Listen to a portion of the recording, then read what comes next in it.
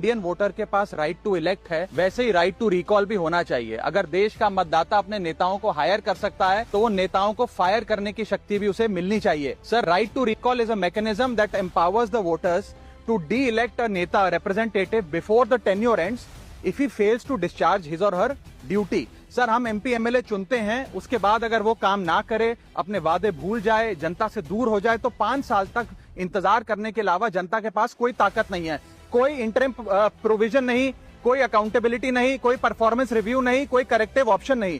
चुनाव से पहले नेता जनता के पीछे और चुनाव के बाद जनता नेता के पीछे। 5 साल is too long a period in this day and age. अगर एक गलत फैसला गलत नेता को चुनने का लिया तो लाखों लोगों का भविष्य अंधकार में जाता है और पूरा क्षेत्र पीछे जाता है। Sir, we can trust our voters to elect. हमें अपने मतदाता पे विश्वास करना चाहिए कि वो अपनी गलती बदल भी सके राइट टू रिकॉल की ताकत से। Sir, let me clarify that right to recall is not a weapon against politicians. It is an insurance policy for democracy.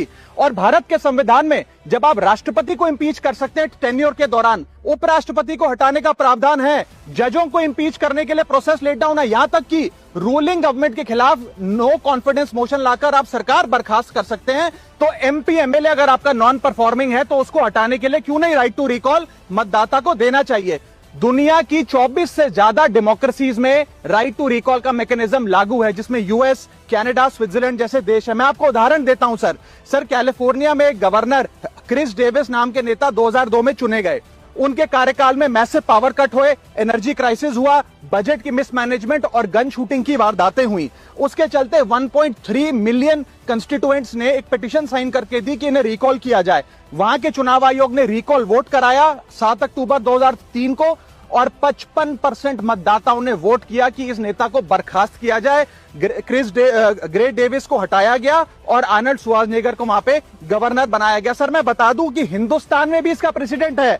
Karnataka, Madhya Pradesh, Maharashtra और राजस्थान में रिकॉल मैकेनिज्म ग्राम पंचायत के स्तर पे लागू है और ग्राम सभा के लोग मतदाता वोट करके उन्हें वापस बुला सकते हैं। सर, लेकिन इसका मिसयूज ना हो इसलिए हमें सेफगार्ड्स भी बनाने पड़ेंगे। एक थ्रेशोल्ड रखना चाहिए कि 35 से 40% मतदाता अगर साइन कर दे तभी राइट टू रिकॉल वोट करवाया जाए।